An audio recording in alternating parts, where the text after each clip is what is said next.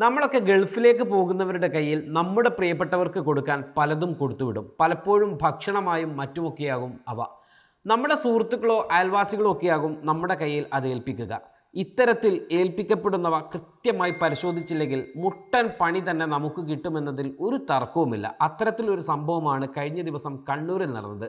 സ്വന്തം അയൽവാസി തന്നെയാണ് ഒരു കുപ്പി അച്ചാർ ഗൾഫിലേക്ക് പോകുന്ന ആളിൻ്റെ കയ്യിൽ ഏൽപ്പിക്കുന്നത്.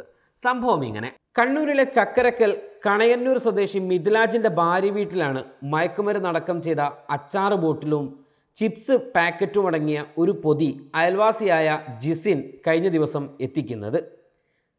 മിഥിലാജ് ഇന്ന് സൗദി അറേബ്യയിലേക്ക് പോകാനിരിക്കെ ബുധനാഴ്ച രാത്രി ജിസിൻ മയക്കുമരുന്ന് ഒളിപ്പിച്ച പൊതി ഏൽപ്പിക്കുകയാണ്. ഈ സമയം മിഥിലാജ് ഭാര്യ വീട്ടിലുണ്ടായിരുന്നില്ല. മിഥിലാജിനൊപ്പം ജോലി ചെയ്യുന്ന ജിസിൻ്റെ സുഹൃത്ത് വഹീമിന് കൊടുക്കാനായിരുന്നു പൊതി ഏൽപ്പിച്ചത്.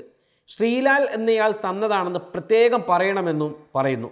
ഇക്കാര്യം സൂചിപ്പിച്ച് വഹീം മിഥിലാജിന് വാട്സാപ്പ് വഴി മെസ്സേജും അയച്ചിരുന്നു. കുപ്പിക്ക് സീലില്ലാത്തതിൽ സംശയം തോന്നിയ മിഥിലാജിൻ്റെ ഭാര്യ പിതാവ് അമീർ അച്ചാറ് മറ്റൊരു പാത്രത്തിലേക്ക് മാറ്റിയപ്പോഴാണ് ചെറിയ പ്ലാസ്റ്റിക് കവറിലാക്കി ലഹരി മരുന്ന് ഒളിപ്പിച്ചത് കാണുന്നത്. വീട്ടുകാർ അറിയിച്ചതിന് പിന്നാലെ പോലീസ് എത്തി പരിശോധിച്ചപ്പോഴാണ് മയക്കുമരുന്നാണെന്ന് ബോധ്യമായത്. 2.6 ഗ്രാം MDMA-യും 3.4 ഗ്രാം ഹാഷിഷുമാണ് കണ്ടെത്തിയത്.